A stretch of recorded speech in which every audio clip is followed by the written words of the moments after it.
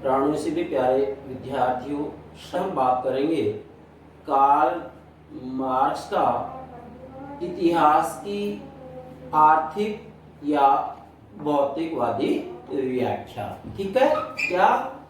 Karl Marx का इतिहास की आर्थिक या भौतिकवादी व्याख्या। तो ध्यान दीजिएगा, हमने पिछली वीडियो में आपको समझाया था कार्ल मार्क्स का द्वंद्वात्मक भौतिकवाद का सिद्धांत। तो ध्यान दीजिएगा, वास्तविक रूप में द्वंद्वात्मक भौतिकवाद के सिद्धांत के अंतर्गत कार्ल मार्क्स ने वास्तविक रूप में द्वंद्वात्मक शब्द का भावार्थ लिया था कि सृष्टि के विकास की क्या प्रक्रिया है, जिसमें कि इन्होंने हीगल की बात को स्वीकार किया था कि इन्होंने विकास के 3 चरण बताए थे, वाद, प्रतिवाद और संवाद। क्या? वाद, प्रतिवाद और संवाद। तो हीगल की ये बात इन्होंने स्वीकार कर ली। इसके बाद में उन्होंने जो भौतिकवाद शब्द लिया था वो कहां से लिया था? फायरबाख से लिया था। अब इसके अंतर्गत भौतिकवाद का अर्थ क्या बताया है? वास्तविक रूप में यहां सृष्टि का मूल तत्व की चर्चा की गई है। क्या?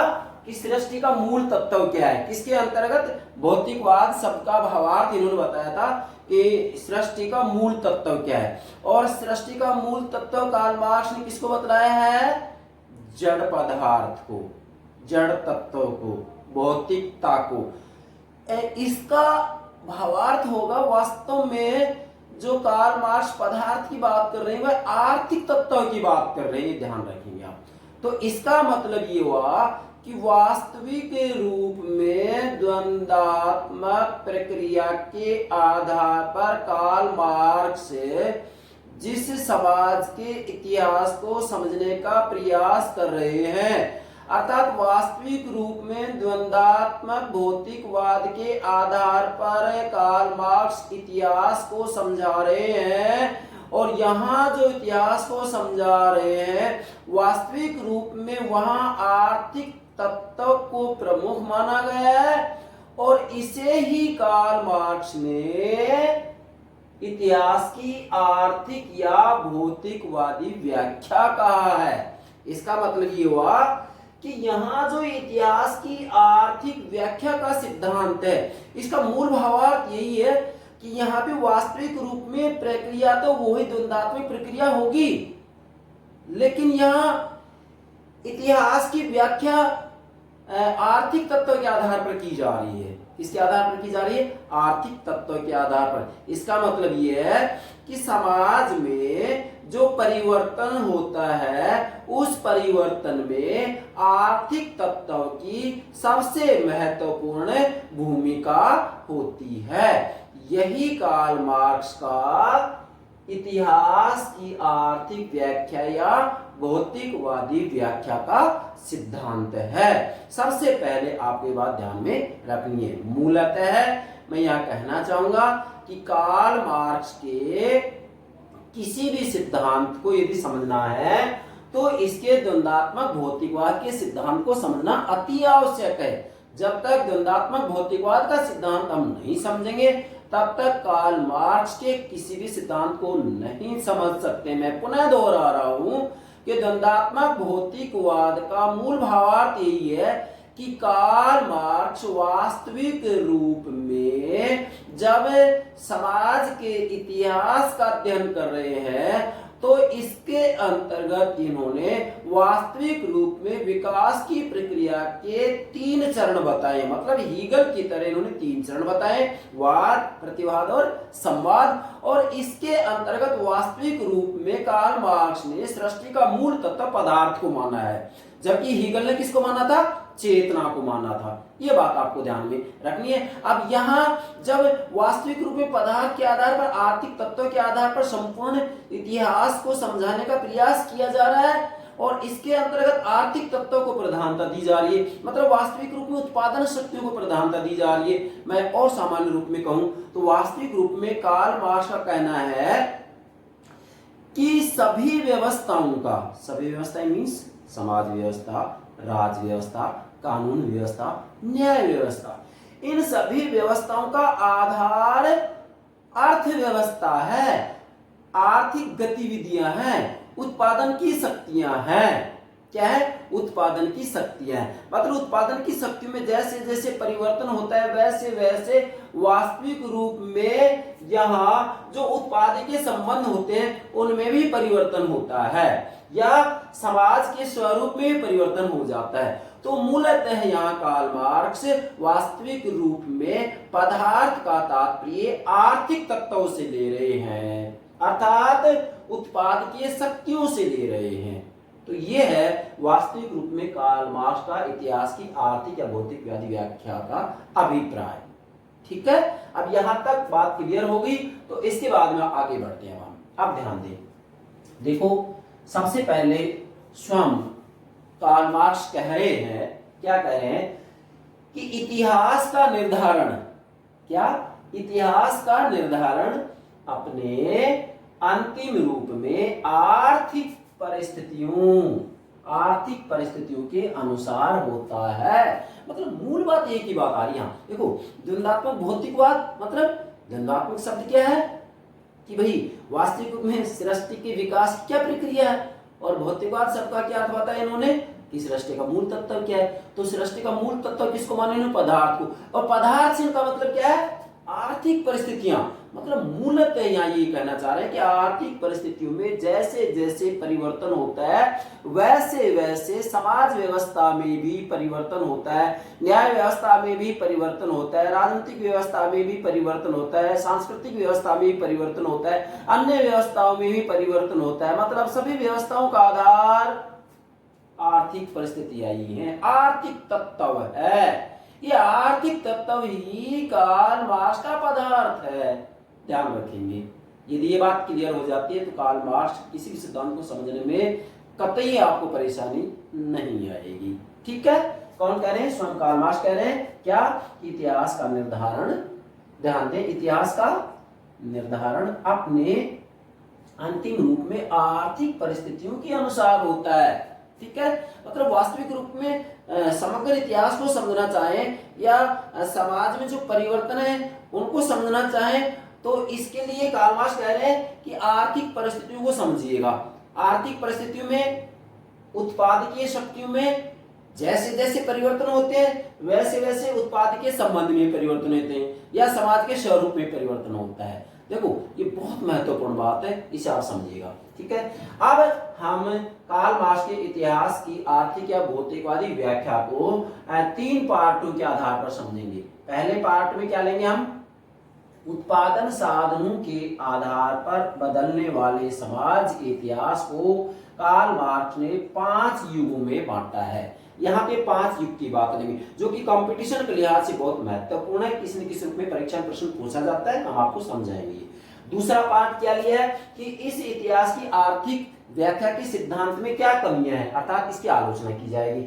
और तीसरा पार्ट हमने ये लिया है कि कमियां होते हुए भी जो इतिहास की आर्थिक या भौतिकवादी व्याख्या का सिद्धांत है इसका महत्व भी है। तो 3 बातें होगी। ठीक है, यहाँ पर वास्तविक रूप में समाज के इतिहास को 5 युगों में बांटा जाएगा, यहाँ आलोचना की जाएगी और यहाँ इसका महत्व बताया जाएगा। तो ध्यान दीजिएगा प्लीज, ये सिद्धांत इतना महत्वपूर्ण है कि अगर आप इसको समझ जाते हैं तो समग्र रूप में कार्ल मार्क्स को समझ जाएंगे। हाँ, मैं इतना अवश्य कह रहा हूं कि इससे पहले आपको द्वंद्वात्मक भौतिकवाद को समझना बेहद जरूरी है। इसकी चर्चा हमने पिछली वीडियो में कर दी है। चलिए अब यहाँ उत्पादन साधनों के आधार, मतलब उत्पादन के साधनों में जैसे जैसे परिवर्तन होता है वैसे वैसे वास्तविक रूप में समाज का स्वरूप भी बदल जाता है। और इसके आधार पर कार्ल मार्क्स ने 5 युगों की चर्चा की है, 5 अवस्थाएं बताई है समाज की। समाज की कितनी अवस्थाएं बताइए? 5। समाज कितने चरण बताइए? 5। ठीक है, अब वो 5 चरण क्या है? सबसे पहले इनके नाम नोट कीजिएगा, इसके बाद में हम इसको एक सारणी के आधार पर आपको समझाएंगे, अन्यथा आप इसको समझ नहीं पाएंगे। ध्यान दें, पहली अवस्था का नाम क्या दे रहे हैं? 5 युग बता रहे हैं। क्या? आदिम साम्यवादी युग, नोट कीजिएगा। दूसरा क्या है, दास युग। तीसरा क्या है, सामंतवादी युग। चौथा क्या है, पूंजीवादी युग। और पांचवा क्या है, साम्यवादी युग है। ठीक है, ये 5 युग या 5 अवस्थाएं बताइए, हम इनको समझाएंगे आपको। लेकिन यहाँ एक बात ध्यान रखिए, कुछ किताबों में 6 अवस्थाएं बताई गई। भाई सच्चाई ये है, अवस्थाएं 5 ही हैं, लेकिन 6 क्यों बताई गई है, ध्यान दें।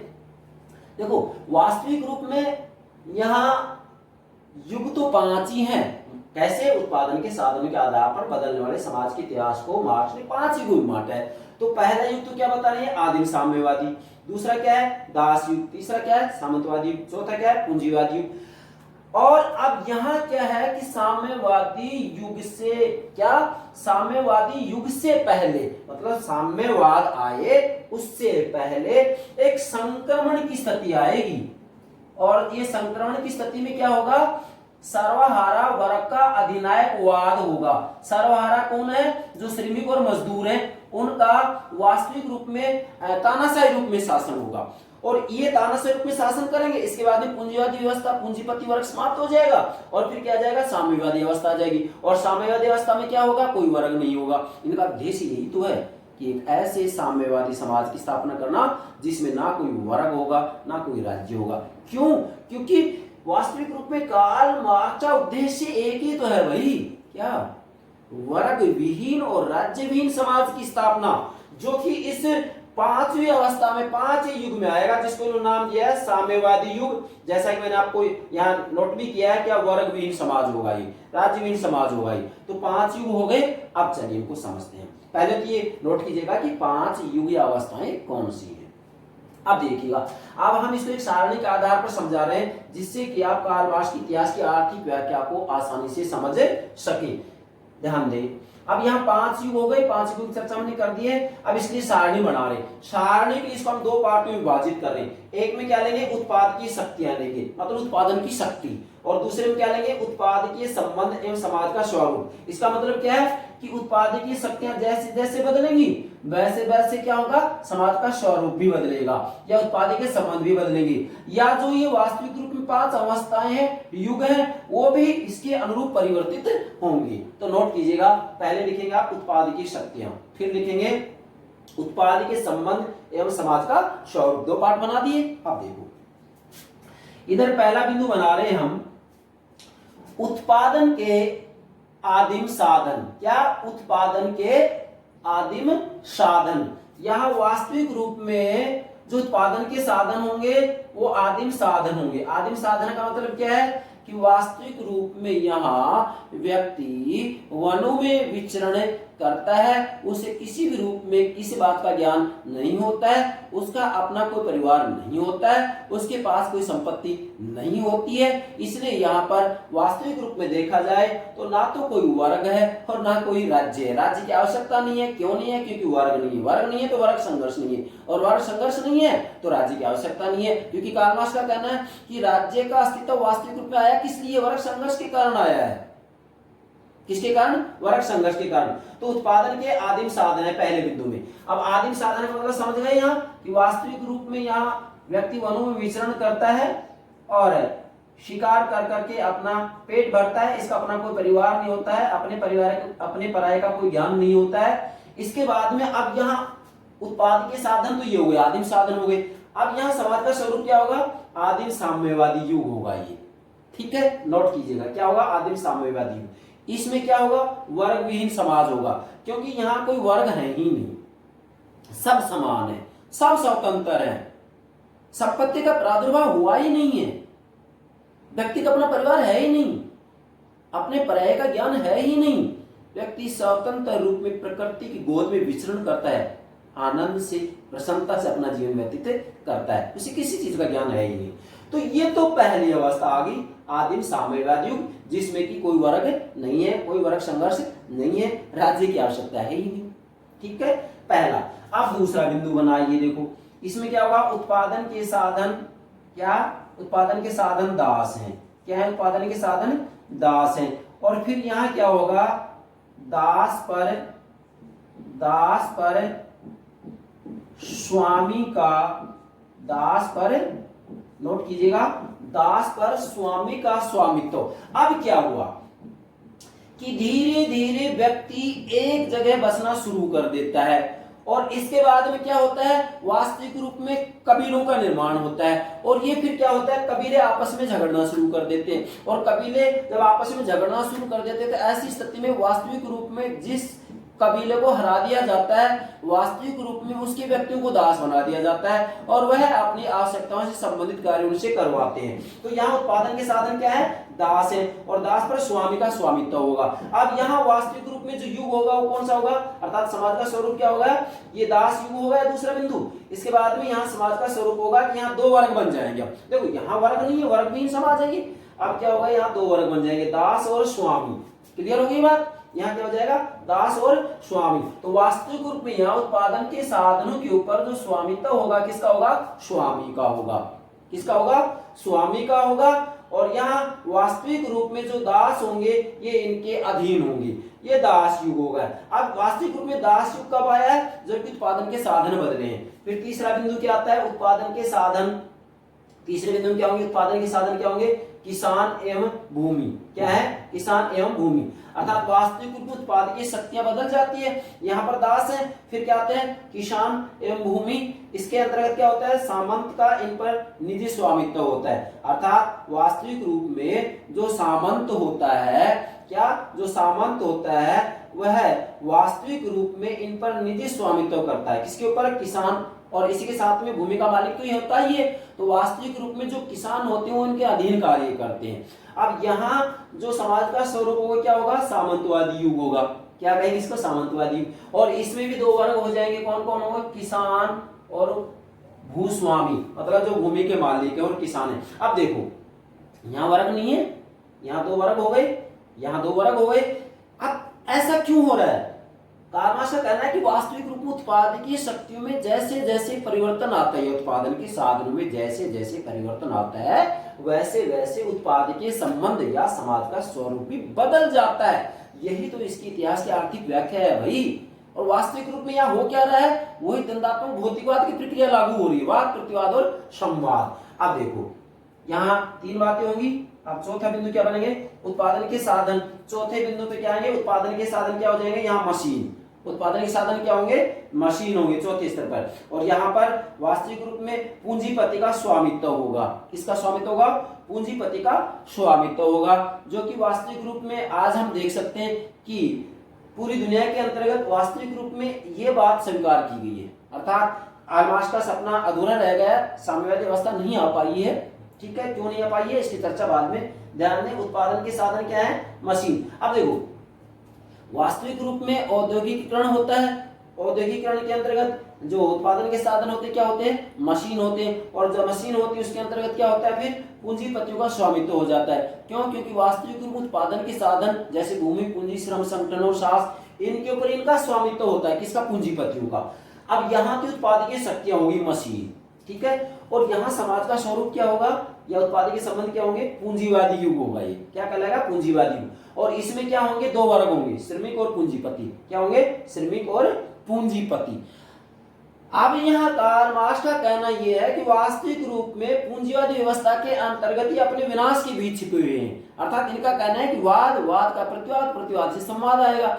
तो यहाँ वास्तविक रूप में कार्ल मार्क्स चाहते यही है या उनका स्वप्न यही था, या उन्होंने इस सिद्धांत का प्रयोग इसीलिए किया था, या द्वंद्वात्मक भौतिकवाद का सिद्धांत दिया ही इसलिए था कि पूंजीवादी व्यवस्था का सफाया हो, समापन हो और साम्यवादी युग आए या साम्यवादी व्यवस्था की स्थापना की जाए। तो यहाँ पर भी दो वर्ग, श्रमिक और पूंजीपति। ठीक है, अब देखो तीसरा बिंदु क्या बना रहे हैं, उत्पादन के साधनों पर समाज का स्वामित्व। अब क्या होगा, यहाँ पूंजीवादी व्यवस्था में ही विनाश के बीच छिपे हुए हैं। ठीक है, क्योंकि इनका कहना है कि वास्तविक रूप पदार्थ में अंतर्निहित विरोध होता है। तो यहाँ पदार्थ का मतलब क्या है, आर्थिक तत्वों से। अब वास्तविक रूप में यहाँ श्रमिक एक जगह एकत्रित होंगे। इसके अंतर्गत वास्तविक रूप में जब एकता आएगी तो किसी न किसी रूप में इनका विरोध किया जाएगा। और फिर यहाँ जो ये पांचवा युग आता है, इससे पहले कार्ल मार्क्स कह रहे हैं कि यहाँ एक संक्रमण की अवस्था आएगी जहां पर कि सर्वहारा वर्ग का अधिनायक वाद होगा, अधिनायक तंत्र होगा। ये श्रमिक जो है सर्वहारा मजदूर, ये श्रमिक है, तो यहाँ एक संक्रमण की अवस्था आएगी चौथी अवस्था के बाद में, जिसमें सर्वहारा वर्ग का अधिनायकवाद होगा। मतलब वास्तविक रूप में जो श्रमिक हैं वह वास्तविक रूप में सत्ता का प्रयोग करेंगे, और यहाँ सत्ता का प्रयोग इसलिए किया जाएगा कि वास्तविक रूप में सभी पूंजीपतियों का सफाया कर दिया जाएगा। मतलब यहाँ किसी भी रूप में पूंजीपतियों को बख्शा नहीं जाएगा, और जब यहाँ वास्तविक रूप में पूंजीवादी या पूंजीवादी व्यवस्था पूर्ण रूप में चरमरा जाएगी, समाप्त हो जाएगी, उसके बाद में फिर कोई वर्ग नहीं बचेगा, सब एक जैसे हो जाएंगे, सब स्वतंत्र हो जाएंगे, सब समान हो जाएंगे, और फिर यहाँ पर जो पांचवी अवस्था आएगी उसे कहेंगे साम्यवादी युग। क्या कहेंगे? साम्यवादी युग। और इस साम्यवादी युग में क्या होगा? वर्ग विहीन एवं राज्य विहीन समाज होगा। क्यों? क्योंकि यहाँ उत्पादन के साधनों पर समाज का स्वामित्व होगा। जबकि यहाँ आपने देखा अलग अलग रूप में, यहाँ पूंजीपति का स्वामित्व, यहाँ सामंत का है, यहाँ पर किसका है? स्वामी का है, और यहाँ पर वही है आदिम साधन है। यहाँ वास्तविक रूप में क्या है? वर्गहीन समाज है, कोई वर्ग थे नहीं, क्योंकि ज्ञान था ही नहीं, संपत्ति का ज्ञान नहीं था, अपना परिवार नहीं था। वास्तविक रूप में व्यक्ति समान और स्वतंत्र थे। अब जो कार्ल मार्क्स है वो वास्तविक रूप में यही चाह रहे हैं कि पूंजीवादी व्यवस्था समाप्त हो और साम्यवादी व्यवस्था की स्थापना की जाए। मतलब इनका कहना है कि द्वंद्वात्मक भौतिकवाद के आधार पर ये कह रहे हैं कि स्वाभाविक रूप में साम्यवादी अवस्था आएगी। किसके आधार पर कह रही है? द्वंद्वात्मक भौतिकवाद की प्रक्रिया के आधार पर, वाद प्रतिवाद और संवाद के आधार पर। इनका कहना है कि वास्तविक रूप में पदार्थ में ही विरोध निहित है। क्या? विरोध निहित है, इसलिए पूंजीवादी व्यवस्था समाप्त होकर ही रहेगी। और यहाँ जो पांचवा युग बता रहे हैं वो बता रहे हैं साम्यवादी युग, जिसके अंतर्गत वर्ग विहीन और राज्य विहीन समाज होगा। अर्थात यहाँ वास्तविक रूप में कोई वर्ग नहीं होगा, कोई वर्ग नहीं होगा तो वर्ग संघर्ष नहीं होगा, वर्ग संघर्ष नहीं होगा तो राज्य की कोई आवश्यकता नहीं होगी। और कार्ल मार्क्स का उद्देश्य यही था, एक वर्ग विहीन और क्या? एक वर्ग विहीन और राज्य विहीन समाज की स्थापना। क्या? फिर बोलिएगा, एक वर्ग विहीन और राज्य विहीन समाज की स्थापना, ये इनका उद्देश्य था। इसी के लिए इन्होंने द्वंद्वात्मक भौतिकवाद का सिद्धांत दिया है, और इसी के लिए इन्होंने इतिहास की आर्थिक व्याख्या की है। अर्थात यहाँ आर्थिक तत्वों के आधार पर, उत्पादन के साधनों के आधार पर समाज का स्वरूप बदल रहा है। ठीक है, ये हो गया इसका 5 युग, या हम कहें ये इतिहास की आर्थिक व्याख्या होगी। पूरे इतिहास की जो व्याख्या कार्ल मार्क्स ने की है वह एक ही तत्व के आधार पर की है, और वो क्या है? उत्पादन के साधन, मतलब आर्थिक तत्व। आर्थिक तत्व यहाँ मुख्य है, मुख्य नहीं, आधार ही आर्थिक तत्व है। ठीक है, अब इसके बाद में इसका दूसरा पार्ट लेते हैं हम। यहां तक ये बात समझ में आ चुकी है, ध्यान दें। अब इसमें कमी निकालेंगे, अर्थात इसकी आलोचना भी की जाती है। कैसे? नंबर 1, सामान्य बात है, इसमें कोई दिक्कत ही नहीं है। जब हम ये से पांचों अवस्थाओं को समझ जाते हैं, या फिर इतिहास की आर्थिक व्याख्या क्या है इसको समझ जाते हैं, तो कमियां निकालने में कहीं कोई परेशानी नहीं। नंबर 1, आर्थिक तत्व पर अत्यधिक और अनावश्यक बल। अब ध्यान दें, यहाँ भाई यही तो बात है।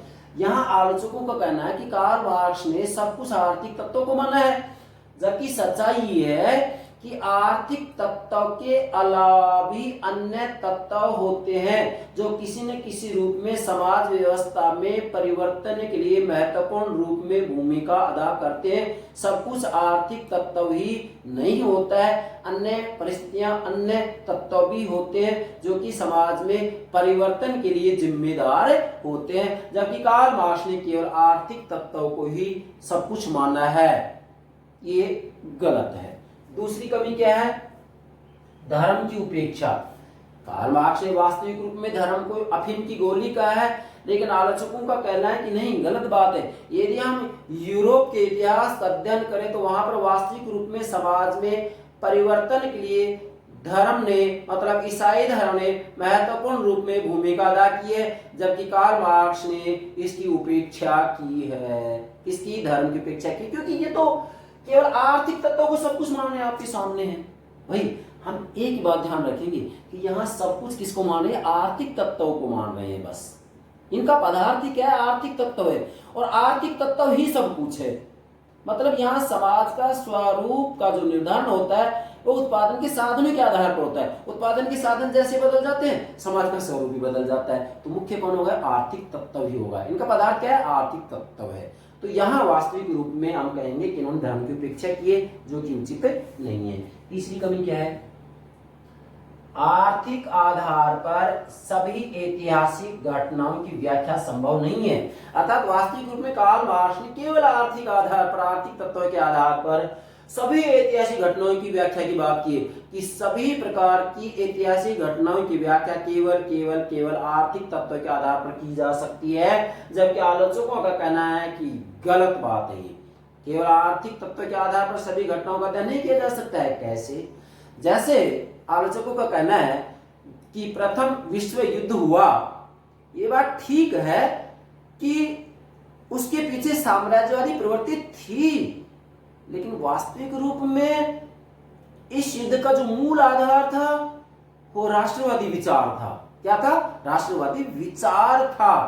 तो आलोचकों का कहना है कि केवल आर्थिक आधार पर सभी ऐतिहासिक घटनाओं की व्याख्या नहीं की जा सकती है। वास्तविक रूप में घटनाओं के पीछे आर्थिक तत्व से अलग अन्य विचारों का भी महत्वपूर्ण रूप में योगदान होता है, उनकी अनदेखी या उपेक्षा नहीं की जा सकती है।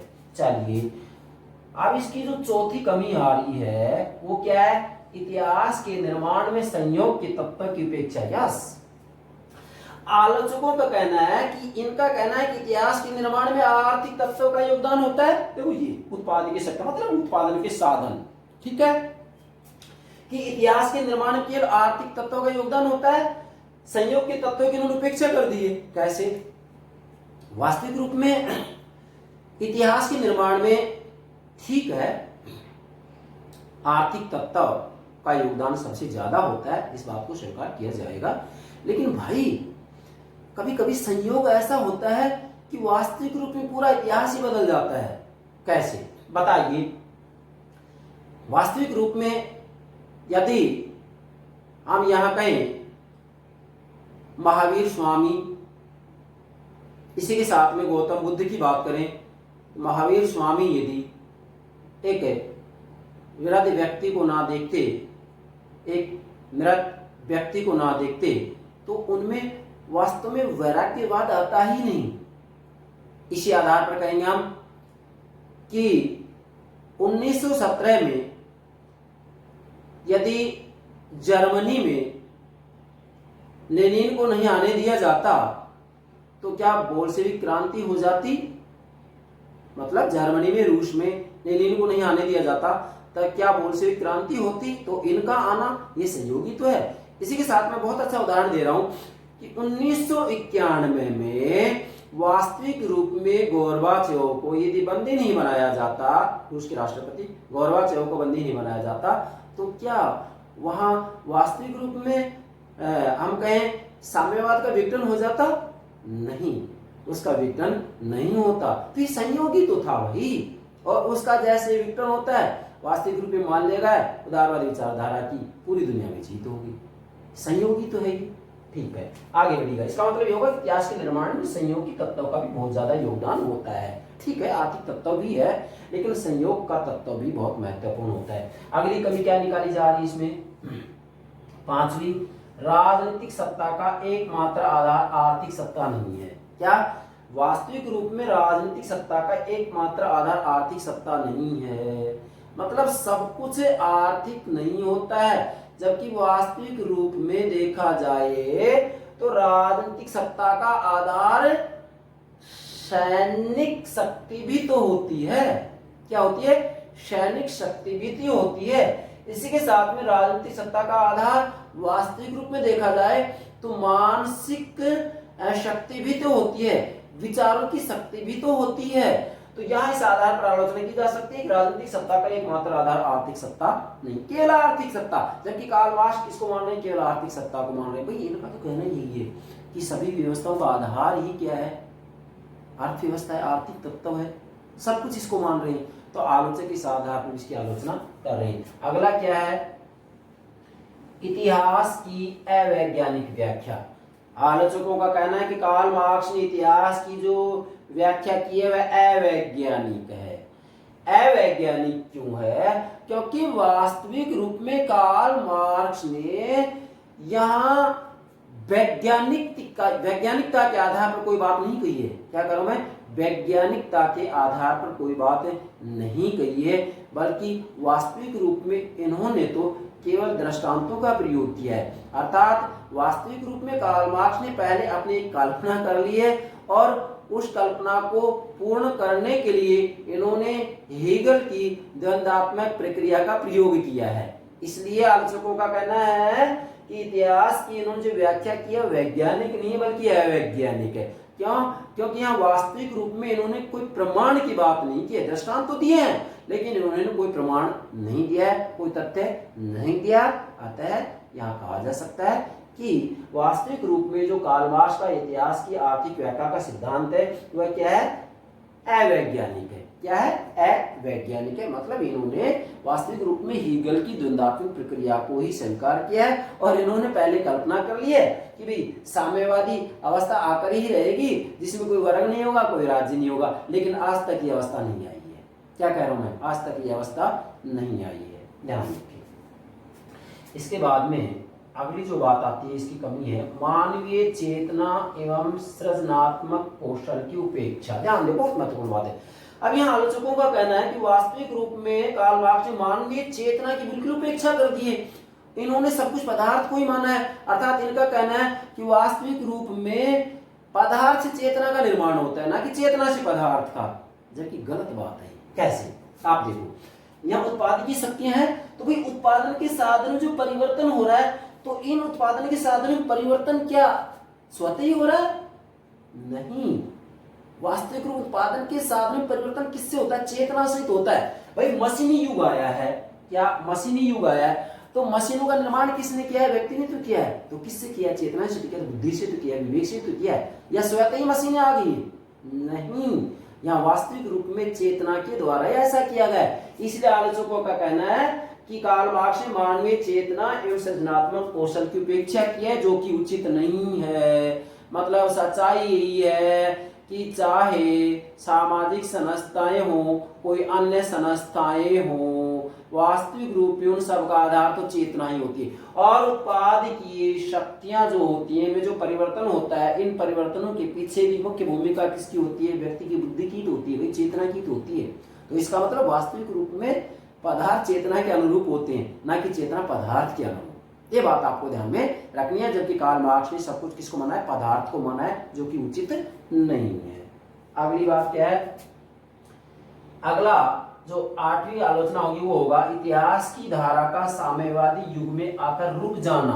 बहुत महत्वपूर्ण आलोचना है। क्या? इतिहास की धारा का साम्यवादी युग में आकर के रुक जाना। मतलब यहाँ आलोचकों का कहना है कि ऐसा क्या हुआ कि कार्ल मार्क्स की जो द्वंद्वात्मक प्रक्रिया है, मतलब वाद प्रतिवाद संवाद, ये प्रक्रिया लगातार चलती रहेगी जब तक अंतिम सत्य ना मिल जाए। अब यहाँ अंतिम सत्य हो गया साम्यवादी युग या वर्गविहीन और राजनीतिक समाज की स्थापना। लेकिन आलोचकों का कहना है कि जो द्वंद्वात्मक की प्रक्रिया है, क्या द्वंद्वात्मकता की प्रक्रिया है, वह यहाँ आकर क्यों रुकती है?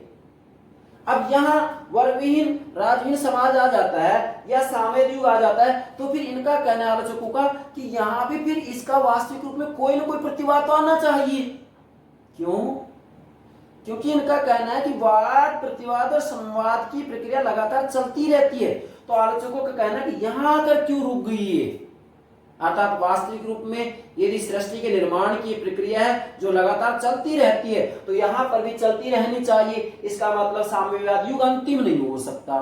क्यों? क्योंकि इसका भी प्रतिवाद होगा, इसका भी विरोध किया जाएगा, इसमें भी कमियां होंगी। आलोचकों का कहना है ये। इसलिए आपका बिंदु क्या बनेगा यहाँ? इतिहास की धारा का साम्यवादी युग में आकर रुक जाना ये उचित नहीं है। मतलब उचित जान नहीं पड़ता। स्वयं कार्ल मार्क्स यहाँ अंतर विरोधों से ग्रसित हो जाते हैं। एक तरफ कह रहे हैं कि वास्तविक में वाद प्रतिवाद और संवाद की प्रक्रिया के आधार पर समाज का विकास होता है। अब ये विकास यहाँ पर क्यों रुक गया? इसके आगे भी तो फिर इसका प्रतिवाद होना चाहिए। मतलब वाद, प्रतिवाद और संवाद। अब यहाँ आलोचकों का कहना है कि ठीक है, यहाँ अंतिम मान लिया कि संवाद है, अंतिम अवस्था है, लेकिन फिर आलोचक कह रहे हैं कि अब ये अंतिम जो संवाद है तो इस संवाद में नया वाद फिर से होगा शुरू, इसका विरोध किया जाएगा। अतः इस आधार पर भी वास्तविक रूप में आलोचकों का कहना है कि इतिहास की धारा का साम्यवाद युग में आकर के रुक जाना ये गलत है, यहाँ पर भी ये रुक नहीं सकता, इससे आगे भी ये बढ़ेगा। ठीक है, ये हो गई इतिहास की आर्थिक व्याख्या या भौतिकवादी व्याख्या के सिद्धांत की कमियां। बहुत महत्वपूर्ण टॉपिक है ये, तो आप प्लीज इसे ठीक से समझिएगा, कहीं किसी रूप में आपको कोई दिक्कत नहीं आएगी। इसके बाद में कोई नहीं, अब इसकी काफी कमियां निकाल दी है, आलोचना की है, लेकिन क्या भाई इतिहास की आर्थिक व्याख्या जो की जा रही है, मतलब पूरे इतिहास की जो व्याख्या आर्थिक तत्व के आधार पर की जा रही है, उत्पादन की शक्तियों के आधार पर की जा रही है, तो क्या इसका कोई महत्व नहीं है? हाँ, इसका महत्व है। क्या? अब नोट करेंगे यहाँ कि इतिहास की आर्थिक व्याख्या के सिद्धांत का महत्व सामान्य रूप में बताऊंगा। वास्तविक रूप में कार्ल मार्क्स के द्वारा जो इतिहास की आर्थिक व्याख्या की गई है, इसके आधार पर सामाजिक संस्थाओं में आर्थिक तत्वों पर बल देकर के और सामाजिक विज्ञान की इन्होंने महान सेवा की है। क्यों?